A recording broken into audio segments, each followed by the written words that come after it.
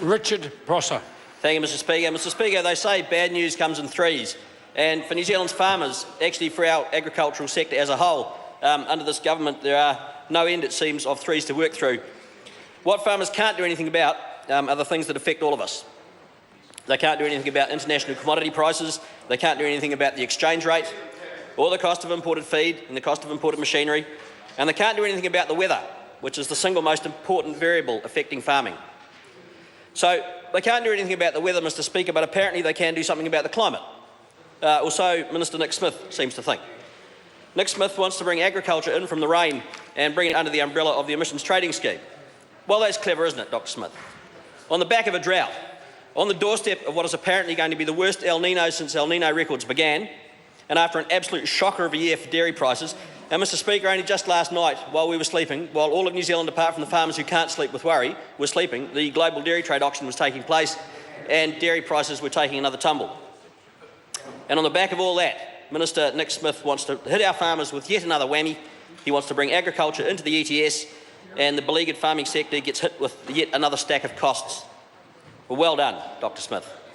Prices are down, returns are down, farm incomes are down, the rain is drying up, farmer suicides are at record levels, and Dr Smith thinks this is just the perfect time to hit the farmers and the provinces who depend on them with yet another tax. You know, this might be what Dr Smith is ordering, Mr Speaker, but it's certainly not what the doctor ordered. And why? Why is Nick Smith calling for this? What's he hoping to achieve? Well, Mr Speaker, it's all about being seen to be doing our bit. It's about looking good in front of other countries. We have to slash our emissions because everyone else is doing it, supposedly, and we don't want to be left out. We don't want to look like we're not doing our bit or pulling our weight. Nick Smith wants to be able to go to Paris and hobnob it with the rest of the world's climate change jet set. And my word, but there's an oxymoron if ever there was one, Mr Speaker. All these people being terribly concerned about their carbon footprints, but they're flying all around the world in huge fossil fuel burning aeroplanes to tell each other about it, to express all their concerns about the environment. And Dr Smith wants to be able to crow to the rest of the world that little old New Zealand is right up there on the moral high ground, slashing and burning our emissions. Except that we really don't have any, apart from agriculture, of course. And so we're going to include agriculture in our emissions trading scheme because we have to have something in there, and we really haven't got anything else. No one else in the world has agriculture or food production in their part of the climate change game because they have other industries that they can pick on. Countries that produce far more than we do in terms of agricultural output, countries that have far larger dairy production and many times as many livestock, do not have agriculture as part of their carbon tax schemes. They're not carbon taxing food production, Mr Speaker. Other countries have factories. They have mills and foundries and refineries and shipyards and other things that produce lots and lots of emissions, and they can play the game of climate mitigation using those.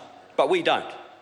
And so back in 2008, Helen Clark decided that agriculture should go in the ETS because she had to be seen to be doing something and there wasn't anything else she could do.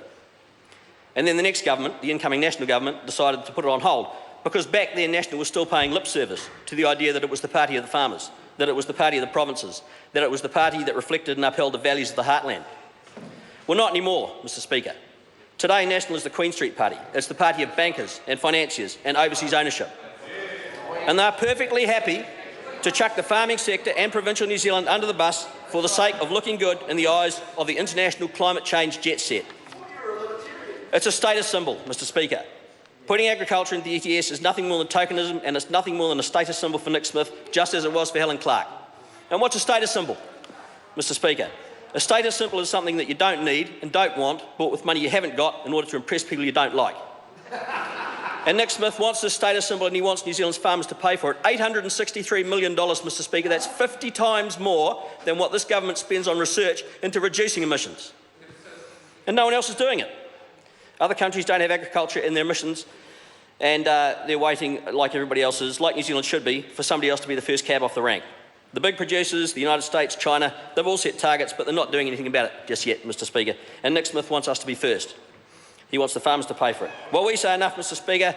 New Zealand First says that New Zealand should be a follower here, not a leader. We produce less than 0.2% of the world's emissions, and we should be the last cab off the rank. So we challenge Dr Smith, Mr Speaker. We challenge him to come out and guarantee that he won't dump this new additional tax on an already struggling agricultural sector at the worst possible time and for the most pointless of reasons. Thank you. The Honourable Paul Goldsmith. Well, that was